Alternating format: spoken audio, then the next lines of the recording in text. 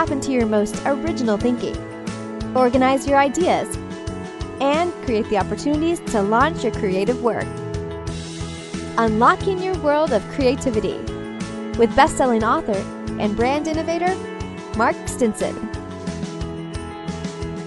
Welcome back, everyone, to our podcast. And I'm so happy today to be traveling to Manhattan to talk to Christina Medina. Hi, I'm so happy to be here. This is very exciting to speak to you. We're overlooking Central Park. We're on Broadway Avenue in New York. And Christina is not only host of a great program called Mindset to Manifestation, she is also a real estate broker, a sales professional. She's a Reiki master. All these things contribute to your creativity, Christina, and we can't wait to touch on all of these. Yeah, definitely. What's inspiring your creativity these days? Is there something on your desk, on your laptop that you say needs your creative muscle these days? It's kind of interesting that you say that because I love to reassess and reinvent myself consistently. I do believe that we are the creator of our own lives.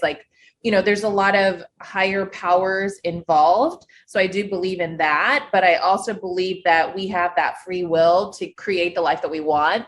And so right now I'm working on that. I've got my book right here with everything kind of laid out, my areas of focus, and I've given a lot of energy outward over the last year. And so now I've decided to take this time to reflect on myself and what do I want to get back to myself. So that is a big motivation for me right now and a big drive. And I'm having a lot of fun with coming up with these ideas. Okay, well, who is Christina Medina in 2022? Who is this person? And it doesn't have to be an end of the year thing or beginning of the year. Sometimes I do this with my birthday or, sometimes with seasons too. It could really be any time. So I love the idea of reinventing oneself. And I love a good makeover. There you go. I'm going to be really honest here. That's right. And we do find these milestones, like birthdays or, anything else. Yeah. That we say, it's time for a restart button or time to refresh something. And refresh it. Yeah. There you go. Now, professionally, you've been involved in some great signature developments there in New York City. When you say creativity, boy, selling real estate, but especially the high-end properties and the signature developments that you work on, really takes a lot of different creativity. You know what? You got to approach every day like a brand new day, because when you're working on the developer/seller side, you're selling a product. Like, granted, there are many different floor plans and opportunities within that product, but you're meeting new people with every appointment. And you're really using those creative juices. I didn't even realize how essential my art background and my creativity was for sales because I consider myself a very shy person before I got into sales. And from that, I realized wow, having this creative artistic background has helped me see things in a very different way than, say someone who may not have that creative eye or have explored that, because I do believe that we all possess that skill set, that creativity. But me coming from an art background and training, it's really helped me to open up and really just kind of approach each appointment and each person with a new zest, so to speak. We were talking briefly before about energy, and I really do believe 95% of sales is the energy that you're selling to people, because that's what they're feeling. And then the other part is obviously the product, because is it something they actually need or desire in their lives? But really it's about how are you making this person feel when they're around you?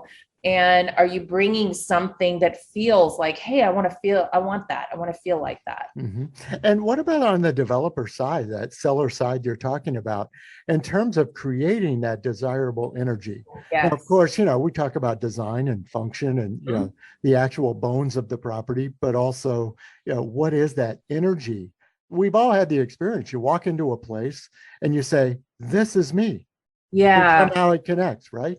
Yeah, I really think that's the selling from the heart aspect of it. And I feel like we may have heard this term before, but it's really, I don't think that the hardcore older version of salesperson slash like car salesperson kind of personality. That does not work in the luxury market whatsoever. You can't convince someone, using mind tricks or persuasion to buy something that is like a multi-million-dollar property. It's a very different situation. So it's a lot of care. It's a lot of really stepping into their shoes and holding that space for them to feel comfortable around you to ask questions. I mean, I have a coaching background as well, and I feel like that really helped me also, because you're really helping someone connect the dots on their end to see how that works for them. And so the energy is authenticity and being genuine. I've had people tell me, wow, you're not anything like a real estate salesperson, and they'll tell other people, and then they'll tell them, oh, you've got to meet Christina. She's not like a real estate person, Yeah. which I think is hilarious, but Yes, exactly. Well, with that success, you've also then kind of started with training and helping others, as you mentioned, coaching, not only in your own sales and real estate group, but also outside of that. But you talked about being a sort of innate creative. You were the hands-on artist. You worked at a gallery. You really appreciated the art. So now as you think about transferring that energy to other people, is it teachable? Can you teach other people to approach it? I absolutely believe it's teachable. And I think the first thing you have to do is you have to unlearn some things and then build it back up, because people have this preconceived idea of what sales is like. And that's why, you hear people saying, oh, I don't like selling myself. If you're a business owner, you are always selling yourself. Well, and you are exactly. selling yourself even if you're not in business, because you're selling yourself to your partner, your friends, whatever life situations, and I think that people have these ideas of what sales feels like to them. And I really am feeling based, and they have this idea of how it feels and they don't like it. And I think that's because they have a caricature idea of like what that looks like, sounds like, acts like, and feels like. And then they disassociate with it. They're like, that's not me. And I wonder how receptive some of these colleagues are to your messages. In other words, when you talk about a mindset of manifestation, do they think, oh, great, she's going to tell me to do a vision board and chant, and somehow I will, quote, manifest my dreams? Put a little more behind that, I think, don't you? Totally. Yes. There are people that think that. And those are kind of fun exercises that, you can incorporate. But then the really serious people that stick with me realize that there's a lot more work to this than just that vision board or those things. I mean, I don't even use those things now because I'm so accustomed to knowing like what I'm energetically available for and what I'm not energetically available for, that's what I use as my compass in terms of like what direction I go, weighing a decision and things like that. So that, I mentor people too.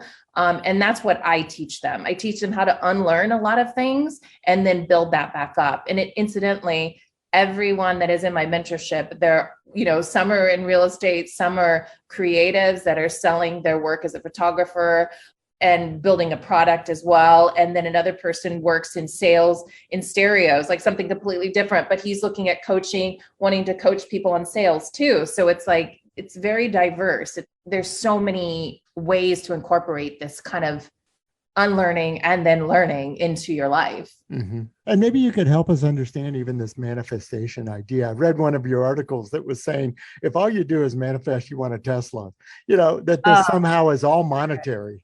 There's so much more to it. I contemplated changing the name of the podcast, because I felt like there was such I feel like almost like a cliche attached to the idea of manifestation now, like what it would look like and what it would be like. And it felt very superficial to me because the kind of work, and that's why it's mindset to manifestation, because it's not just like, hey, it's a vision board and I want to manifest this car and I want, all these clothes and these purses. I see a lot of that on Instagram and it just happens to be a lot of women, but I see guys doing the same thing. The guys in the suits, the Lamborghinis and like all this kind of stuff.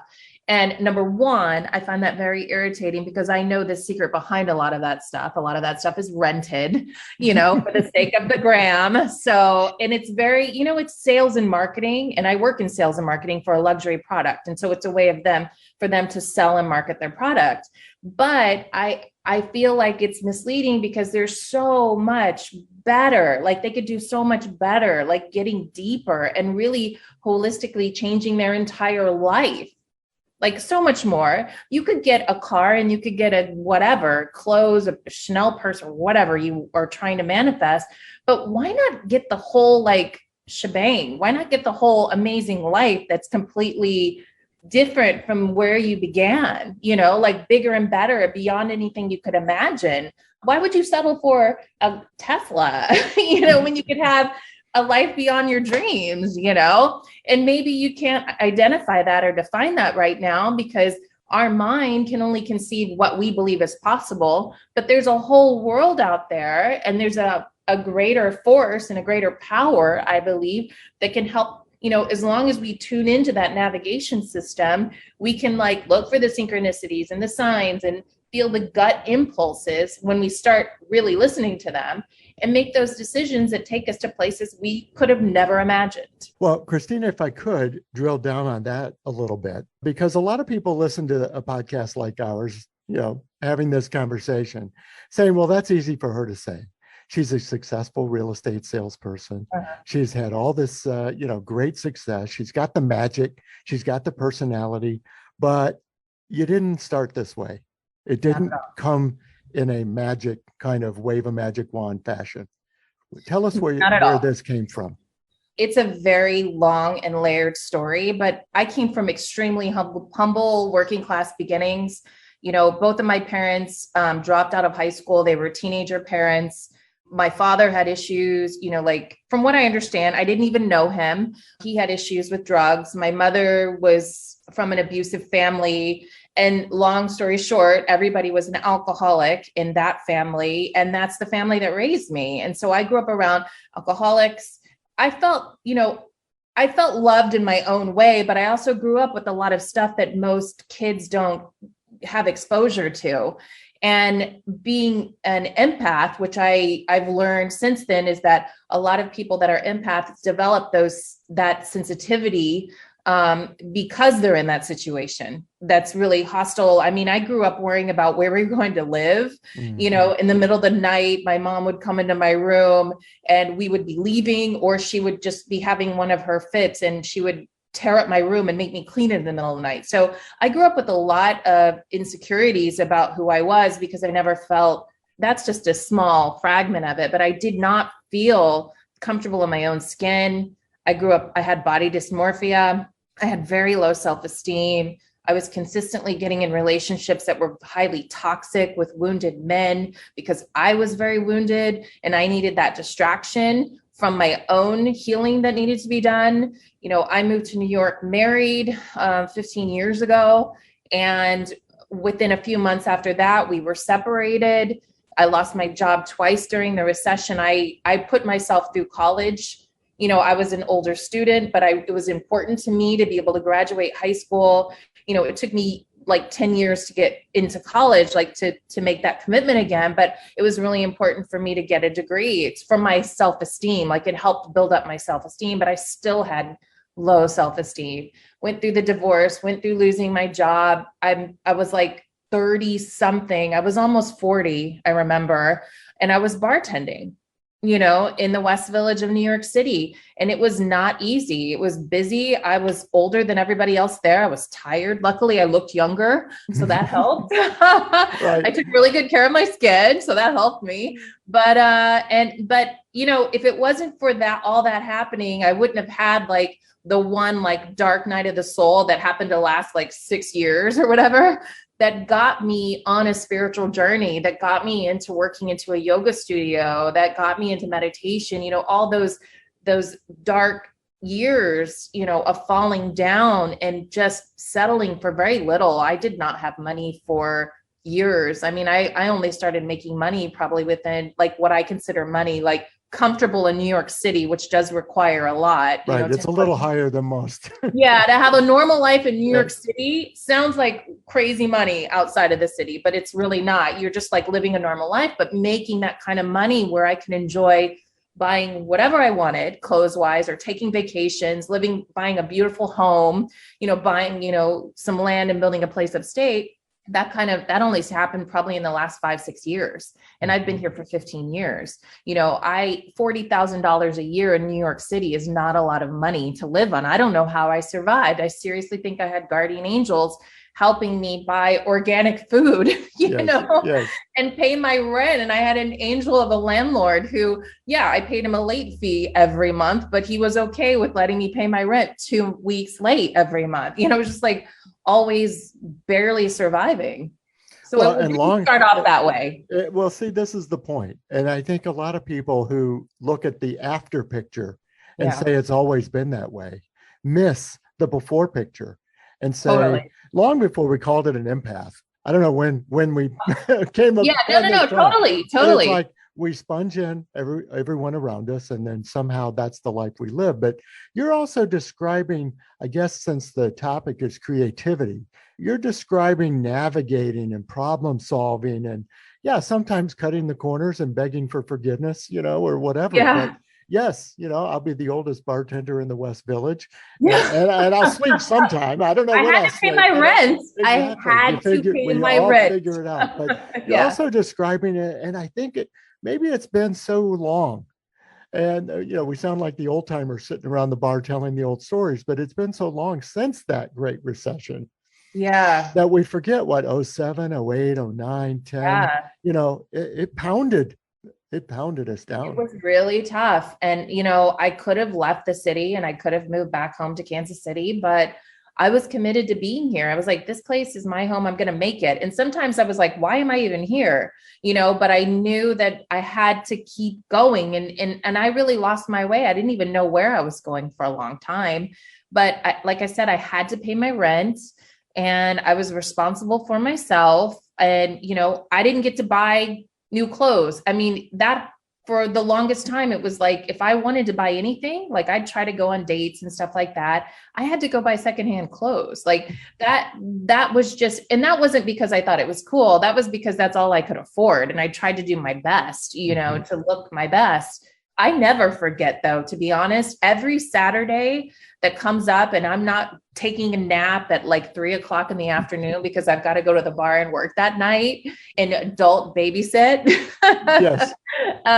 Every Saturday, even just like 2 weeks ago, I was telling my fiance, Jerry, wow, it's Saturday and it's wintertime in New York City. And I remember this so well, walking from my apartment, my 5th floor walk-up studio apartment in the East Village that I could barely pay the rent. And I'd walk like 30 or so minutes to the West Village, to the bar that I worked at. And then I'd come home the same way and it was cold. And I remember even walking on that path, like, you know what? Someday I'm going to remember this and I'm going to be so grateful that that time of my life happened and that it's over. Mm-hmm.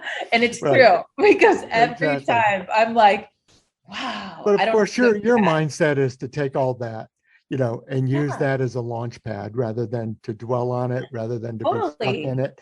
So let's look ahead. We've been talking about what 2022 and beyond looks like. What do you see over the horizon for yourself?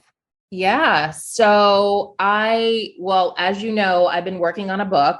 I wrote over 30,000 words and it's about energy. And I realized that there's more to this book. It's kind of on hold for a minute because I'm not on anyone's timeline. I'm on my timeline and I'm open to that. I'm open to the way that it unfolds. That's one of the things I have true. Like there are moments when I know I need to push and use that ego to push me forward. And then there are moments when I need to allow the beautiful unfolding. That's what I call it, because I also have another word for it. The underworkings, the things that are under, like that we can't see, they're all working in my favor. And so sometimes when my ego really wants something to happen on my timeline, it has to like take a pause for a minute and recognize and remember that there are the underworkings, the people, places, and things that all are lining up to make whatever it is I want happen in a way that is beyond my expectations. So I'm at peace with that book. A copy of it is sitting on my coffee table. It is there. So it's not going anywhere. But I have also been looking at some things, I'm thinking about, do I want an MBA? Like, does that mean something to me? But I also really want to explore conscious leadership. And so I think that's the next level for me, because I keep getting, I was trying to pull out of real estate development and business and get into just more spiritual, like, I got my yoga certification. I'm thinking maybe I do yoga, maybe I do all this stuff. While I love those things, I don't know that that's really where I need to be. I think I need to make an impact more on a big corporate level, because I feel like those leaders in those companies need to have that awareness as well, but maybe they need it rather than from being potentially attacked from the outside and shutting down. Maybe they need those messages delivered to them from a source that they're familiar with, or someone within their company that's trying to make those changes. To make that more acceptable and palatable. Yeah. Totally. Exactly. But I love what you're describing. And I think listeners, we can learn from this, that when Christina was talking about what's ahead for her, there was inner workings. We can make a list of our external goals. I want this, I want this, I want to achieve that, I want to increase sales, I want to, whatever it is. But those external things, it sounds like for you, Christina, come from the inner goals, and the inner workings. Absolutely. Absolutely. I have a vision for who I am, like who this soul is in this body in this lifetime. And that is kind of like my guiding light. I'm very in tune to what I call my inner guide, which is essentially my intuition / my connection to God, whatever kind of God or universe you believe. But I listen to that, and I make time for quiet to listen to that. Even when I meditate, I no longer listen to music. I sit in the quiet, where before, when I first started, it was guided meditations, because I couldn't really focus. And then it was music. And now it's just silence, because I want to receive the information. Without the interruption. Totally. I don't need the distraction. Yeah. Well, Christina, what a terrific conversation. I really enjoyed getting to know you better. And let's continue it as we go, and keep us posted on the book, on podcasts when you restart it, and all the things that you're working on. Great YouTube channel. Listeners, there's a lot of places you can connect with Christina. Her website is mindsettomanifestation.com. And as she mentioned, great Instagram page at Christina Medina NYC. Find that New York City at the end there. Yes. You can follow all things Christina. And of course, Mindset to Manifestation on almost any social platform you can think of. Yeah, basically, yes. Yeah. Yes. So in other words, I've decided to keep that name because I feel like it's really important to change the perception of manifestation. Yes, exactly. Perfect. My guest has been Christina Medina in New York City. It's been great traveling to New York. I miss the city. Can't wait to get back on a plane when all things are right and proper in the world, and get back out there and have a real coffee instead of the Zoom coffee we've enjoyed today.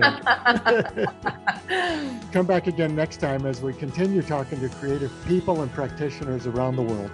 We'll talk about how they get inspired for new ideas, and how they organize those ideas, and most of all, how they gain the confidence and the connections to launch their work out into the world. So until next time, I'm Mark Stinson, and we're unlocking your world of creativity. Bye for now. Unlocking your world of creativity with best-selling author and brand innovator, Mark Stinson. This program was produced by BSB Media, creators of IntelliKey Leadership Stories, Unlocking Your World of Creativity, and thepeaceroom.love.